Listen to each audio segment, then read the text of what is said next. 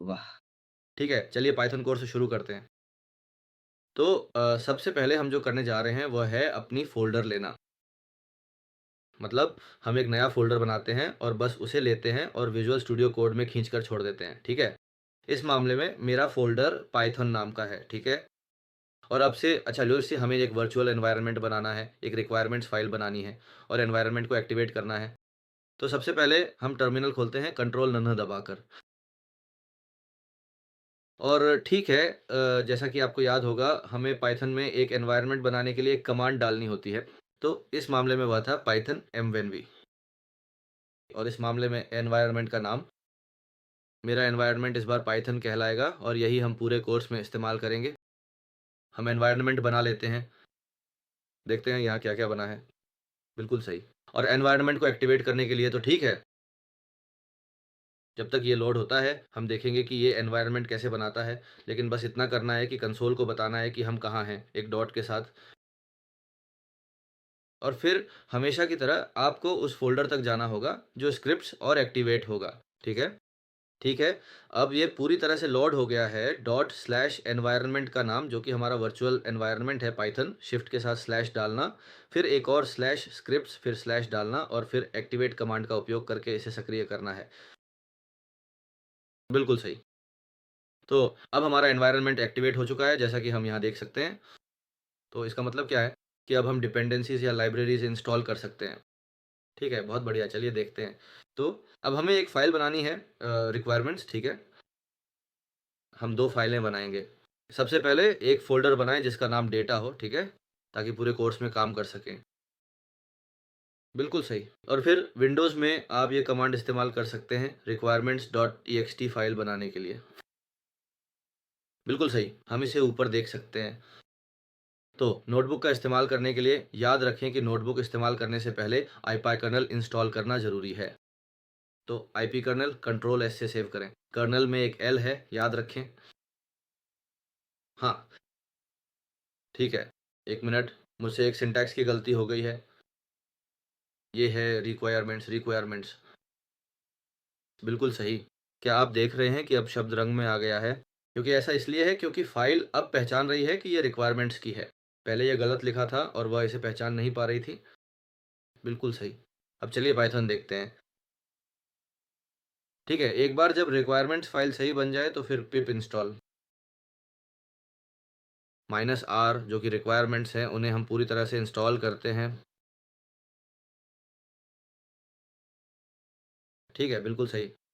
ठीक है, जैसा कि हम देख सकते हैं आईपी कर्नेल पहले ही इंस्टॉल हो चुका है। ये एक एल के साथ आता है। याद रखें मैंने वीडियो को पॉज़ किया था ताकि इंस्टॉलेशन हो सके और आपको सब कुछ एक साथ ना देखना पड़े। तो अब चलिए फिर से पहला फ़ाइल बनाते हैं।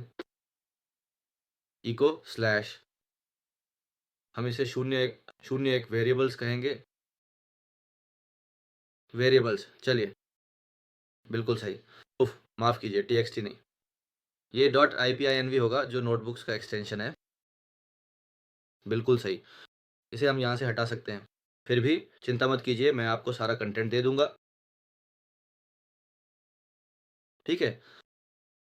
चलिए वेरिएबल्स पे चलते हैं। डॉट पिन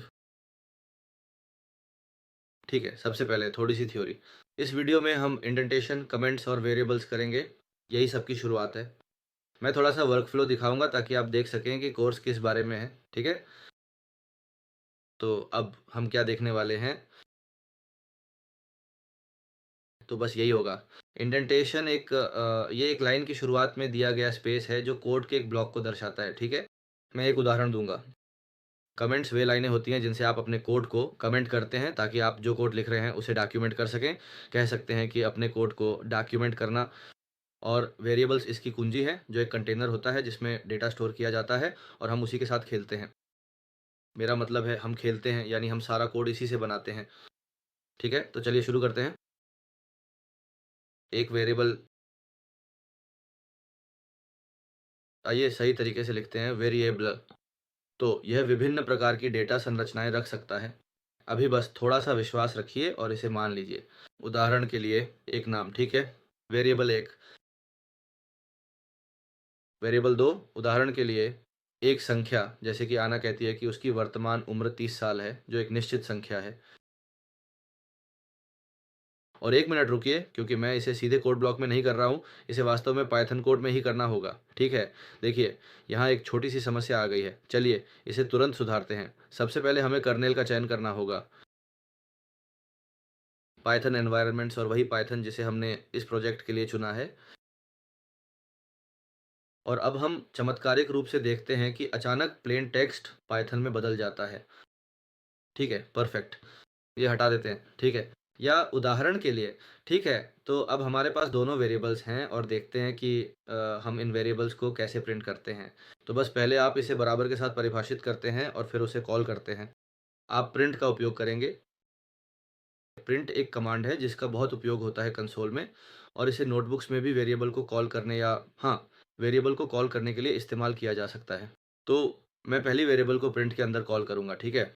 ये एक तरीका है जिससे वेरिएबल तब प्रिंट हो जाती है जब आप कोड सेल चलाते हैं। अब मैं आपको समझाता हूँ कि कोड सेल चलाना क्या होता है। और दूसरी बात यह है कि नोटबुक्स में आप वेरिएबल को सीधे कॉल कर सकते हैं ताकि वह प्रिंट हो जाए। तो ये कैसे काम करता है?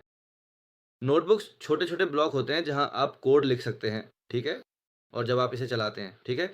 जब आप इस प्ले बटन को दबाते हैं तो आप उन वेरिएबल्स या इस कोड ब्लॉक की सामग्री को प्रिंट कर सकते हैं, ठीक है? इस मामले में हम कोड चलाएँगे, आप प्ले बटन दबा सकते हैं और आपको यह दिखाई देगा। पहली वेरिएबल आना, दूसरी वेरिएबल मैंने इसे ट्रेनता नाम दिया है, ठीक है? तो कोड का फ्लो कुछ ऐसा होता है। तो इन वेरिएबल्स के साथ और क्या किया जा सकता है? ठीक है, अब हम थोड़ा तेज़ चलते हैं, ठीक है? मेरे पास एक वेरिएबल है, उदाहरण के लिए एक वेरिएबल 10 है, वेरिएबल 3.14 है, ठीक है? मेरी वेरिएबल 2, मेरी वेरिएबल 1। मैं उदाहरण के लिए इन सभी को एक साथ जोड़ सकता हूँ और चलिए कुछ बहुत ही मज़ेदार और सचमुच रोमांचक करते हैं। आइए फिर से एक प्रिंट करते हैं, ठीक है? और आप प्रिंट के अंदर कमेंट्स डाल सकते हैं ताकि आपको पता चले कि आप क्या प्रिंट कर रहे हैं। तो मेरी दोनों वेरिएबल्स का कुल योग जो कि एक महत्वपूर्ण गणना है कोलन स्पेस, ठीक है? यहाँ पर हम स्पष्ट रूप से देख सकते हैं कि वेरिएबल्स कौन-कौन से हैं कोलन स्पेस, ठीक है? और यहाँ बस आप एक कॉमा लगाकर फिर वेरिएबल 1 और वेरिएबल 2 को एक साथ जोड़कर लिख सकते हैं, जिससे उनका योग आसानी से प्राप्त हो सके। कोड चलाओ और अब मैं तुम्हें कोड चलाने का एक और तरीका बताने जा रहा हूँ, जिसमें बस अपनी उँगलियों से शिफ्ट और कंट्रोल एक साथ दबाओ और सेल चल जाएगी, ठीक है? शिफ्ट एंड कंट्रोल एक साथ। और देखो हमने एक कमेंट डाला है कि मेरी दोनों वेरिएबल्स का योग 13.14 है।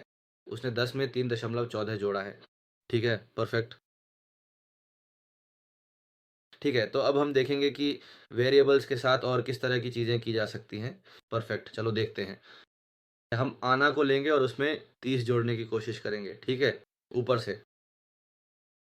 चलो देखते हैं वेरिएबल 1 प्लस वेरिएबल 2 और देखते हैं कि वास्तव में क्या होता है। हम इस प्रक्रिया को ध्यान से देखेंगे और समझेंगे कि यह कैसे काम करता है। एक त्रुटि। ठीक है, तो ये वही है जो हमेशा होगा अगर आप डेटा या डेटा साइंस या कोई भी प्रोग्रामिंग भाषा करना चाहेंगे। मतलब कि मतलब कि जब भी आप एरर का ट्रबल शूटिंग करेंगे, ये कहता है कि ये एक टाइप एरर है। इसका क्या मतलब है टाइप एरर? आमतौर पर हम स्ट्रिंग्स को जोड़ते हैं, ना कि पूर्णांकों को। स्ट्रिंग्स और पूर्णांक का क्या मतलब है, मैं आपको आगे और विस्तार से समझाऊँगा। फिलहाल बस आपको ये समझना है कि जब आप जोड़ने की कोई ऑपरेशन करते हैं, तो ये जो एक नाम है और यह जो एक संख्या है, इन दोनों को जोड़ना तर्कसंगत रूप से काम नहीं करता। ठीक है, तो चलिए अब हम जो करने जा रहे हैं वह है एक टिप्पणी लिखना। ठीक है, पहले एक कोड लिखते हैं। हम जोड़ने जा रहे हैं, ठीक है, हम एक वेरिएबल बनाएँगे जिसका नाम होगा पाको और एक दूसरा वेरिएबल बनाएँगे जिसका नाम होगा एस कार्पेंटेरो कार्पेंटेरो। शायद मैं प्रोग्रामिंग करते समय कभी भी एक्सेंट्स नहीं लिखता, मुझे इसका पता है। तो अब हम ये करने जा रहे हैं। हम वेरिएबल 1 का योग वेरिएबल 2 के योग के साथ करेंगे, जिसका अर्थ है कि हम इन दोनों संख्याओं को एक साथ जोड़ेंगे ताकि हमें उनका कुल मान प्राप्त हो सके। इसके बाद हम इस कोड को चलाएँगे और देखेंगे कि इसका क्या परिणाम आता है।